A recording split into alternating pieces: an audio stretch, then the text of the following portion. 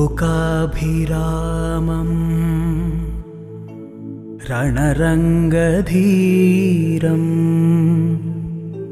రాజీవనేత్రం. నమస్కారం. I dream ప్రేక్షకులకు స్వాగతం. రాముడు అరణ్యవాసానికి వెళ్ళినప్పుడు భరతుడు రాముడి పాదుకలను సింహాసనంపై ఉంచి రాజ్యాన్ని ఏలారు అన్న విషయం అందరికీ తెలిసిందే. పాదుకలకి అంతటి విశిష్టత ఉంది. ఈ సంవత్సరం జనవరి 22వ తారీఖున అయోధ్యలో రాముడి ప్రాణప్రతిష్ఠ జరగనున్న విషయం మనందరికీ తెలిసిందే. ఇందులో భాగంగా భక్తులు వారి వారి భక్తిని రకరకాలుగా తెలియచేస్తున్నారు. చిన్న చిన్న కానుకల్ని కూడా రాముల వారికి అందిస్తున్నారు. అందులో భాగంగా అయోధ్య భాగ్యనగరం సీతారాముల సేవా ట్రస్ట్ వారు రాముల వారికి పాదుకల్ని సమర్పించారు. ఈ పాదుకల్ని తయారు చేయటానికి మన హైదరాబాద్లోని శ్రీ రామలింగాచారి వారిని అప్రోచ్ అయ్యి వారితో పాదుకల్ని చెక్కించారు. వారితో మనం ఇవాళ ఉన్నాం. వారితో మాట్లాడి మరిన్ని విషయాలు తెలుసుకుందాం. నమస్కారం అండి. నమస్కారం అండి. సార్, మీరు ఆ రాముడికి ఎంతో ప్రియభక్తుడయ్యి ఉండాలి, లేకపోతే రాముడు మీ మీద ఎంతో కరుణ చూపించి ఉండాలండి. పూర్వజన్మ సుకృతం అనే చెప్పాలి. రామ పాదుకలు తయారు చేయాలి అంటే మాత్రం ఆ రాముడి ఆజ్ఞ లేనిదే చేయలేము అని అంటారు. ఆయన ఆయన ఆయన ఆజ్ఞ లేకుండా ఒక్క సేవ కూడా చేయించుకోరంట. మంచినీళ్ళు మనం ఆయనకి ఇవ్వాలి అంటే కూడా ఆయన ఆజ్ఞ ఉండాలి అని అంటారండి. అలాంటిది ఆ రాముల వారికి మీ చేతుల మీదుగా పాదుకలు సమర్పించడం, మీరు చేయటం అనేది మీకు ఎలా అనిపిస్తోందండి? ఇది పూర్వజన్మ సుకృతమైన ఉంటుంది. తర్వాత ఇంకొకటి వచ్చేసి ముఖ్యమైన విషయం ఏంటంటే శ్రీరామచంద్ర వారు మాకు ఇచ్చిన వరం అది. మాతో వాళ్ళు ఆయన పాదాలకు పాదుకలు చేయించుకోవడం మాకు ఒక వరం అనమాట. అది స్వామివారు ఇచ్చిన వరమే ఉంది కనుకనే మేము ఇది చేయగలిగినాం. అది మొత్తం ఈ పాదుకలు చేయటం, పాదుకలు అద్భుతంగా వచ్చింది అని చెప్పి ప్రతి ఒక్కళ్ళు కూడా మిమ్మల్ని పొగడ్తలతో ముంచెత్తుతున్నారు. ఇది అందరికీ తెలిసిందే అండి. ప్రతి తెలుగువారు కూడా గర్వించదగ్గ విషయం.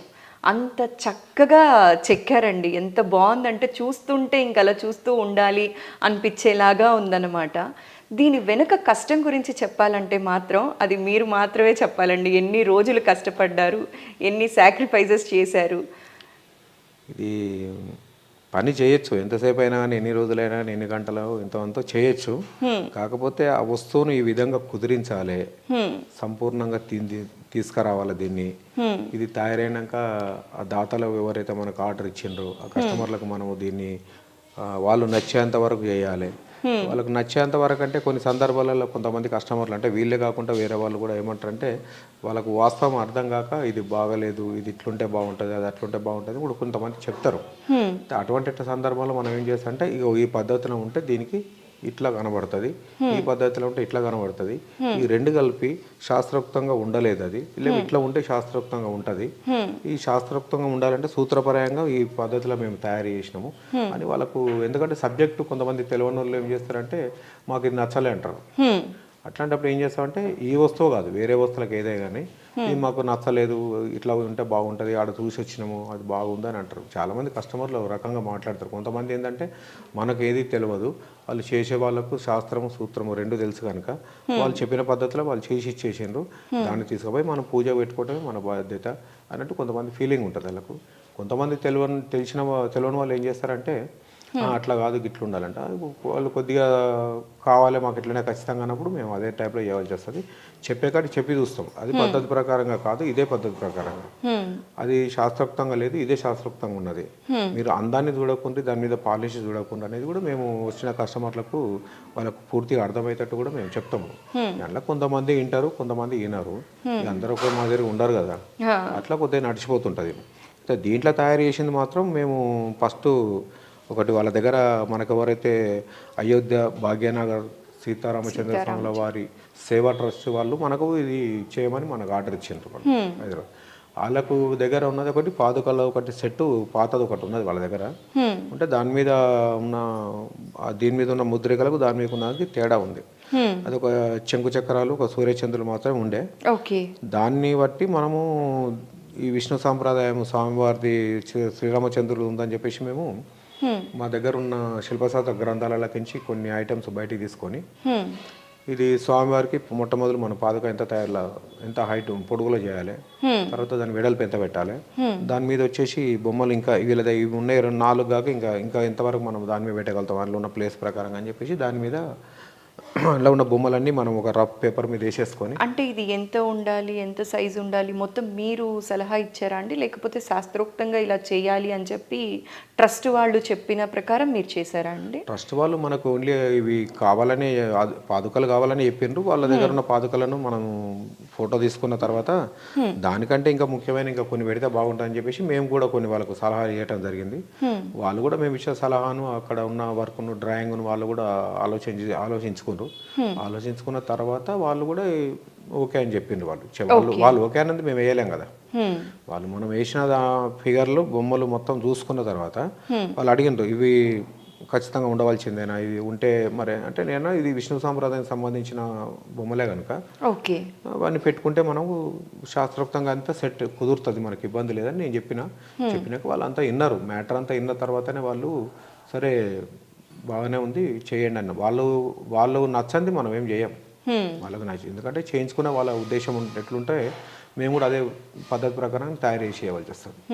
కానీ వాళ్ళు ఏదో చెప్తే మనం ఇంకోటి ఏదో చేస్తే వాళ్ళ మనసును నొక్కించడం, ఇటు శాస్త్రాన్ని పాటిస్తూ అటు వాళ్ళని నొప్పించకుండా ఇటు చూడటానికి బాగుండేలాగా అవుట్పుట్ ఇవ్వడం అనేది మాత్రం కత్తి మీద సామనే చెప్పాలండి. ఏం లేదు అందులో విషయం ఏముంటుంది, మనము ఒక పద్ధతి ప్రకారం మనం ఈ సబ్జెక్టు ప్రకారం మనం దాన్ని తీసుకొచ్చి ఆ సబ్జెక్టు సంబంధించిన స్టోరీకి ఇట్లా ఉంటుంది ఇది సంగతి అని వాళ్ళకి మనం చెప్పిన తర్వాత వాళ్ళు అర్థం చేసుకున్నారు. సరే అంటేనే ఇక దాన్ని పూర్తి కార్యక్రమం ఇది మాస్టర్ పీస్. ఇది ఇప్పుడు మీరు చూసేది మాస్టర్ పీస్. దీనితోటే మనకు అయోధ్య పోయిన శ్రీరామచంద్ర వారి పాదుకలు తయారైనాయి. ఈ మొదలు తయారవుతుంది. ఫస్ట్ పేపర్ మీద డ్రాయింగ్ అయిన తర్వాత ఆ పేపర్ను ఈ రేకు మీద అంటించినాక ఈ ఉబ్బెత్తులు మొత్తం నగాషి పని డెప్త్ వర్క్ అంతా తీసుకున్న తర్వాత దీన్ని బట్టి మనం పంచలోహం క్యాస్టింగ్ చేసినాం. ఈ పీస్ మాస్టర్ పీస్. ఈ మాస్టర్ పీస్ చేయడానికి ఎన్ని రోజులు పట్టిందండి? ఇది డ్రాయింగ్ పూర్తి చేసుకున్న తర్వాత ఈ డ్రాయింగ్ను అందులో సెట్ చేయడానికనే 2 రోజులు పైనే పట్టింది మాకు. ఎందుకంటే ఒక దగ్గర ప్లేస్ ఎక్కువ తక్కువ కాకుండా ఒకదానికి ఒకటి సెట్ అయ్యేటట్టు చూసుకొని వేయడము చెడపడము అంతా సెట్ అయిన తర్వాత వాళ్ళకి పంపించినాక వాళ్ళు ఓకే అన్నంత వరకు ఇప్పుడు దీనికి ఒక్కదానికి దాదాపు మనకు 20 రోజుల దాకా పట్టింది టైం. ఓకే, దీనికి ఒక్కదానికి 20 రోజులు పట్టింది. ఇంకా పాదుకలు చేయడానికి ఎన్ని రోజులు పట్టింది? దానికి ఒక 20 రోజులు దానికి పట్టింది. ఎందుకంటే దీనికి టైం బాగా తీసుకుంటుంది. ఎందుకంటే ఇది మాస్టర్ పీస్ ఒకటి తయారైన తర్వాత ఆ పీస్ మీద ఇంకా మన వేరే ఆలోచన ఏమి ఉండదు, మనకి ఫినిషింగ్ చేసే ఆలోచన ఒకటే ఉంటుంది. కానీ దీని మీద తయారు చేయడానికే దీన్ని ఎట్లా తయారు చేయాలని ఆలోచన దీని మీద ఉంటుంది. దాని మీద ఏం లేదు, దాని మీద ఒకటి ఫినిషింగ్ ఆలోచన ఒకటి బంగారం ఎక్కించుడు అదే ఉంటుంది. కానీ మొట్టమొదటి ఆలోచన అంతా దీని మీదనే ఉంటుంది. ఎందుకంటే ఇది ఎట్లా తయారైతే అది అట్లా తయారవుతుంది. ఇది పర్ఫెక్ట్ తయారు కాకపోతే అది కూడా కాదు. దీంట్లో సబ్జెక్ట్ రాంగ్ ఉందంటే అలా కూడా వచ్చేస్తుంది. ఇది ఒక మాస్టర్ పీస్. దీన్ని బట్టి అవి ఎన్నైనా తయారు చేసుకోవచ్చు. తర్వాత వచ్చేసి అది తయారు కావడానికి కారణం ముఖ్యంగా ఇది అనమాట. ఇది దీనికి టైం బాగా తీసుకుంటుంది దానికంటే. మొత్తం ఇందులో ఎన్ని లోహాలు అనేవి వాడారండి? ఇప్పుడు ఇదేమో మామూలుగా బ్రాసే. మీరు చూసిన ప్యాటర్న్ వచ్చేసి ఇది అచ్చు ఒక మన ఓన్లీ బ్రాస్ షీట్ ఇది. అయితే ఇది తయారైన తర్వాత వాళ్ళతోటి మేము డిస్కషన్ చేసింది ఏంటంటే మరి ఇప్పుడు ఏ మెటల్ మీరు క్యాస్టింగ్ చేయాలంటారు కదా, ఏ మెటల్ చేపిస్తారు? ఇత్తడి, రాగి, వెండి, బంగారము, పంచలోహము ఇవన్నిట్లతో తయారవుతుంది కదా. మరి మీరు దేనికి ప్రిఫరెన్స్ ఇస్తారు, మరి దేంతో మీరు చేపియాలనుకుంటారు అనేది మనం వాళ్ళతోని చర్చించినప్పుడు వాళ్ళు ఆలోచన చేసుకొని ఏం చేశారంటే మనము రాగిలో మొత్తం టోటల్గా మెయిన్ మెటల్ అంటే ప్రధానమైన లోహము రాగి. ఆ రాగిలో మనము పంచలోహం తయారు చేసుకుందాము. పంచలోహంతో మిక్సింగ్ చేసుకున్న తర్వాత అది పంచలోహం కిందికి వస్తుంది. అప్పుడు ఆ పంచలోహానికి మనము ఫినిషింగ్ అంతా అయిపోయిన తర్వాత బంగారం ఎక్కించుకుందాం అన్నాడు. సరే అని అదే పద్ధతిలో మేము ఆయనకు చేసి ఇచ్చినాం. ఈ లోహాలన్నీ కూడా మీరు స్వయంగా కొన్నారా లేకపోతే వాళ్ళే మొత్తం ఇచ్చారా అండి? లోహాలన్నీ కూడా ఒక రాగి ఒకటి మాది. ఈ పంచలోహము, బంగారము, పాతరసము ఇవన్నీ కాస్ట్లీ ఐటమ్ ఇవన్నీ. ఎందుకంటే ఇప్పుడు దాంట్లో 2 తులాల బంగారం కొనాలన్నా 1,30,000 కావాలి. ఇది పంచలోహంలో కావాలన్నా కానీ 1 తులం బంగారం కావాలన్నా కానీ ఇలా 60,000 కావాలి. అట్లా మరి వెండి కావాలన్నా 1/4 కిలోనో 200 గ్రాములు వెండి కలపాలన్నా కానీ దానికి 13,000 కావాలి. అంత కాస్ట్లీ ఐటమ్ మేము చేసేది మేకింగ్ తీసుకున్నప్పుడు ఆ మెటల్ ఏందో కాస్ట్లీ మెటల్ కనుక మనం వాళ్ళకు ఉపయోగపడమే కరెక్ట్. అది ఎందుకంటే మరి ఇప్పుడు వాళ్ళు 2 తులాలు కలుపుకుంటారా 10 తులాలు కలుపుకుంటారా అది వాళ్ళ ఇష్టం. లేదు వెండి 1/4 కిలో కలుపుకుంటారా కిలో కలుపుకుంటారా అది వాళ్ళ ఇష్టం. అందుకని చెప్పేసి మేము ఏం చేసినామంటే మేము మొదలే చెప్పినాం లోహాలకు సంబంధించిన విషయం మొత్తం మీరు కవర్ చేసుకోండి, మీరు చూసుకోండి. ఈ రాగి ప్రధానమైన లోహము రాగిలో కావాలంటారు కనుక అదొకటి నేను పెట్టుకుంటా. దాదాపు 15 కేజీలు అంటే 15,000 అనుకోరాదు. ఓకే. దానికి నేను భరిస్తా, ఇది మీరు భరించండి అంటే సరే అని చెప్పేసి అదే పద్ధతిలో మేము మాట్లాడుకున్నాం. దానికి సంబంధించిన పంచలోహానికి సంబంధించిన లోహాలు మేను బంగారము, వెండి. ఓకే. తర్వాత వచ్చేసి ఇక ఆ నుంచి పాతరసం, అంటే పాతరసం అంటే మెర్కురీ. ఆ పాతరసం మనము అయోధ్యమైన పాదాలకు పైన బంగారం ఎక్కించాము గల ఈ పాతరసం ఎక్కించినాకనే మనము దాని మీద ఇది ఎక్కిస్తాం, ఏంటిది మన బంగారం ఎక్కించాము గల పాతరసం ఎక్కించినాకనే బంగారం ఎక్కిస్తాం. ఓకే. అయితే ఈ పాదుకలు తయారు చేయడానికి మీకు 50 రోజులు పట్టింది అని అన్నారు కదా? అంటే ఈ మాస్టర్ పీస్ తోటి అన్ని కలిపి 50 రోజులైతే మీరు పూర్తిగా దీని మీద కూర్చున్నారు, వర్క్ చేశారు, అన్ని చేశారు. ఎంతమంది చేశారండి మీతో పాటు? ఈ డ్రాయింగ్ కాంచి మొదలుపెట్టి ఫినిషింగ్ వర్క్ టోటల్గా అంతా మాస్టర్ వర్క్ అంతా నేనే చేసుకుంటాను. అది దానికి బఫింగ్ కానీ లేకపోతే ఏదైనా ఫైలింగ్ చేయనికే అక్కడ ఏమైనా డీప్ దింపనికి అటువంటిది మా పనులు మా వర్క్షాప్లో ఉన్న కళాకారులు ఎవరైతే ఉన్నారో వాళ్ళందరితో కలిపి ఒక 6 నెంబర్ వరకు దీంట్లో పాల్గొనడం జరిగింది.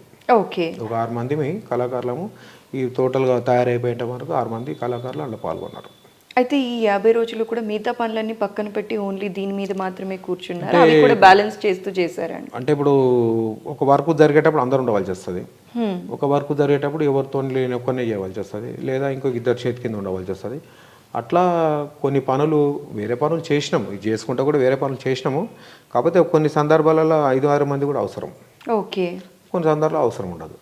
టోటల్గా ఇది అయిపోయిన రోజులు 6 మంది కలిపే అందరి చేతిలో మీరు చేసినామంటే అంటే కాదు. అది ఇప్పుడు 2 పాదుకలు కూడా ఒక సందర్భంలో ముఖ్యమైన వర్క్ అక్కడ డిజైన్ తీస్తున్నామంటే ముఖ్యమైన వర్క్ అయ్యాలంటే నేను నాకు కొంచెం చేతనే ఉంటుంది.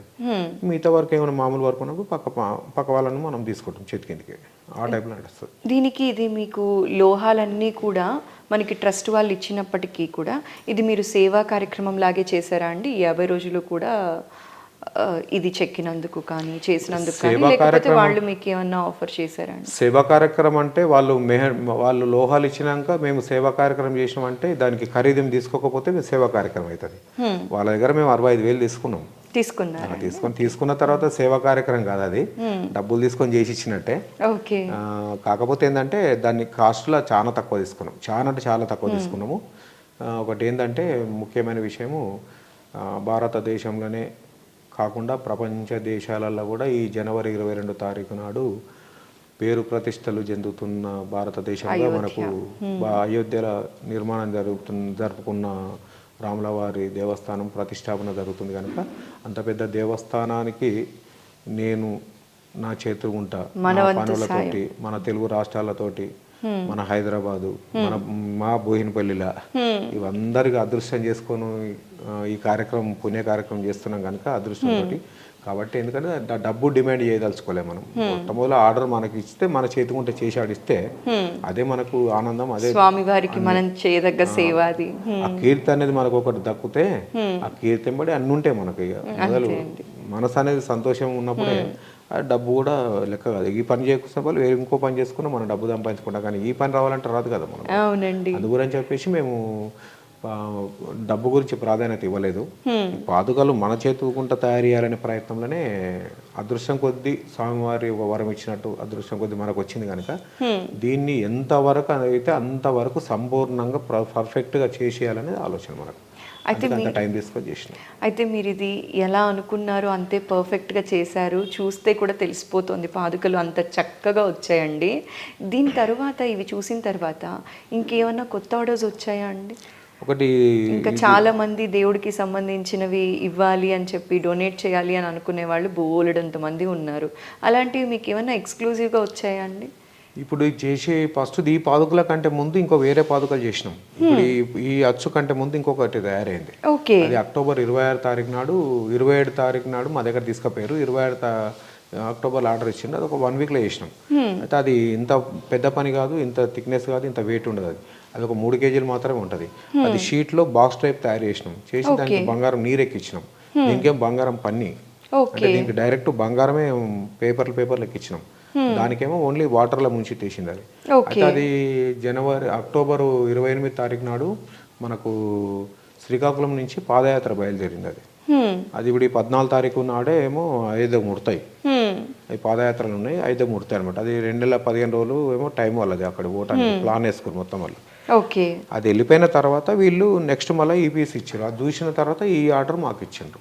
ఈ ఆర్డర్ ఏమో డైరెక్ట్ మన స్వామివారి దగ్గర, శ్రీరామచంద్ర స్వామి వారి దగ్గర ఉండే పాదుకలు కనుక దీనికి మనము అంటే దీనంత పంతానం అది లేదు, దీనికి ప్రాధాన్యత ఇచ్చి మనం దీన్ని హైలైట్గా వర్క్ అంతా చేసుకుంటూ వచ్చాం. ఎందుకంటే అంత దూరం పోయినది, ఒకటి నేషనల్ లెవెల్ ఒకటే టెంపుల్ అది. దాన్ని అన్ని మనం ఆలోచనలో పెట్టుకొని దీన్ని తీర్చిదిద్దడం అయింది. ఇది చేసినప్పుడు కూడా మనకు మొత్తం అయిపోయాక కూడా వాళ్ళు చూసినా కూడా వాళ్ళకు ఏ విధంగా ఇంకా ఏ టైప్లో కావాలంటే ఆ టైప్లో మేము మొత్తం పూర్తిగా చేసి ఇచ్చినాము. మేము కూడా అట్లా కాకుండా ఇట్లా కాకుండా అట్లా అని చెప్పేసి డిస్కషన్ చేసుకొని చేసినాం దాన్ని. కాకపోతే ఏంటంటే వాళ్ళు ఇది తయారు చేసేటప్పుడు ఎక్కువ శాతం వాళ్ళు అక్కడ బిజీ ఉన్నారు కనుక మాతో ఎక్కువ ఇక్కడికి వచ్చి చూసి మా దగ్గర కూర్చొని ఇవన్నీ ఆలోచించడానికి వాళ్ళకి టైం లేకుండా, ఓకే, ఇలా టైం లేదు. అందుకే వాళ్ళు మనం వీడియో తీసి లేకుంటే వాట్సాప్లలో పంపించడం, ఫోటో పంపించడం చూసి వాళ్ళు మేము మాట్లాడుకొని చేసినాం. అది విషయం. అలా చేయాలంటే కూడా ఎంతో నమ్మకం ఉండాలంటే అంటే కొద్దిగా ఓపికతోటి చేయాల్సి వస్తుంది.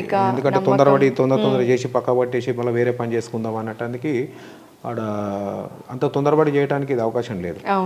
ఈ ఓపికతోటి టైం తీసుకొని నిదానంగా చేయడానికే, ఎందుకంటే ప్రాధాన్యత పొందిన వస్తువు కనుక మనం అంత టైం తీసుకోవాల్సి వస్తుంది, తొందరపడితే కుదరదు. అట్లా చేసేటప్పుడు కూడా కొన్ని వేరే పనులు ఉంటే కూడా, అది కూడా రాముల వారి పన్నే ఉండే, వేరే వాళ్ళది చిలకలూరు పెట్టే వాళ్ళు ఉండే, అది వర్క్ అంతా పక్కా పెట్టినాం.